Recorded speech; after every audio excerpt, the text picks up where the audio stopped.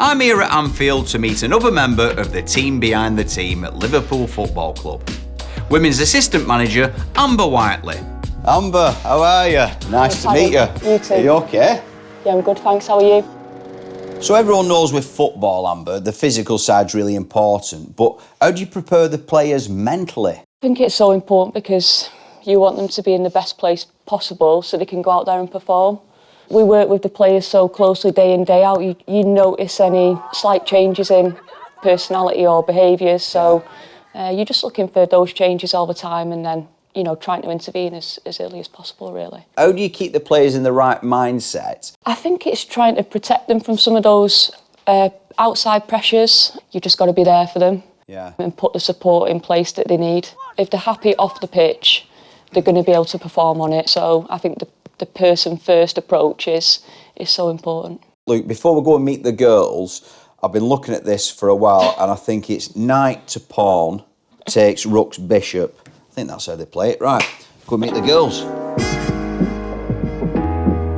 Good morning, everyone. Hiya. Hello. Obviously, as players, you're at your peak fitness levels, but the mental side of the game as well, what do you do to prepare? I like to just chill out. I'm not really a one that will sing along. Like, there's some people in the team that will have a little boogie, you know.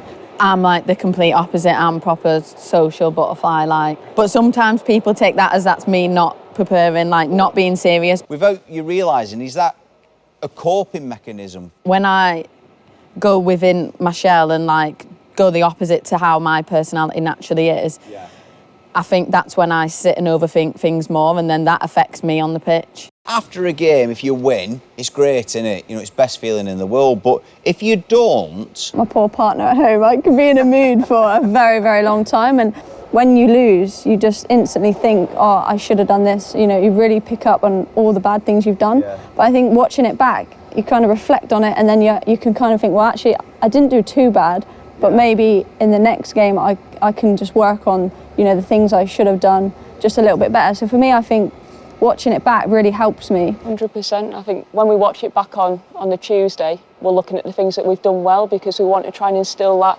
confidence in you so that you keep doing those things. But that feeling, it doesn't quite go away until you've got back on the horse, until you've played again.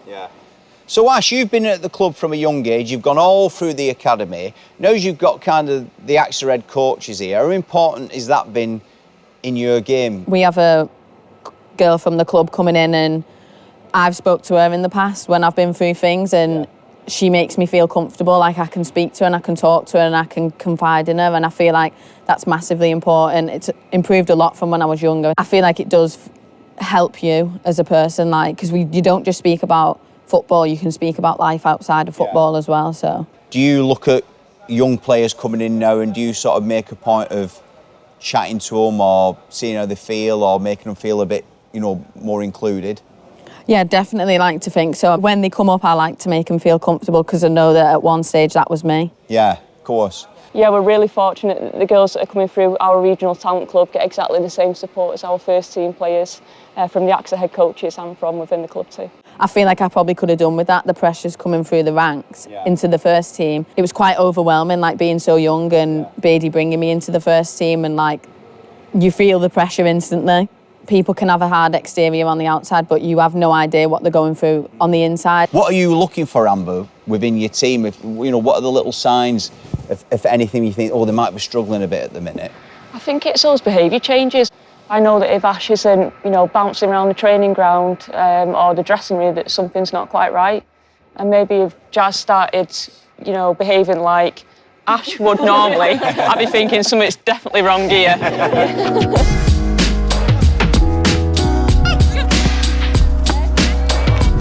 We all need to look after our mental well-being. Click the link to check out AXA Health's Mental Health Hub for more tips and expert support.